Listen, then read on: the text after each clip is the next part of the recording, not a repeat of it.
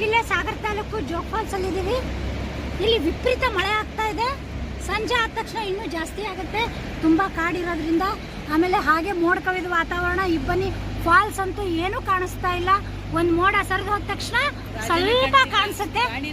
ಹಾಗಾಗಿ ನಾವಿಲ್ಲೇ ವೇಟ್ ಮಾಡ್ತಾ ನಿಂತ್ಕೊಂಡಿದೀವಿ, ಇನ್ನೇನು ಕಾಣುತ್ತೆ.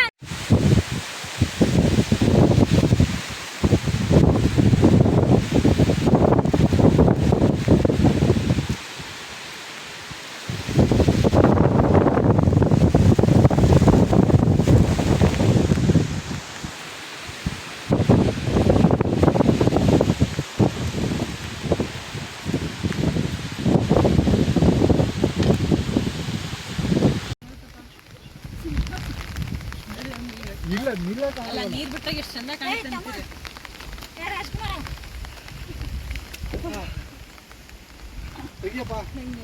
ಹೋಗಿಲ್ಲ ವಿಡಿಯೋ ಮಾಡ್ತೀನಿ, ಎಲ್ಲ ತೆಗೆದ್ಬಿಡ್ತೀನಿ. ಯಾಕೆ ಆಮೇಲೆ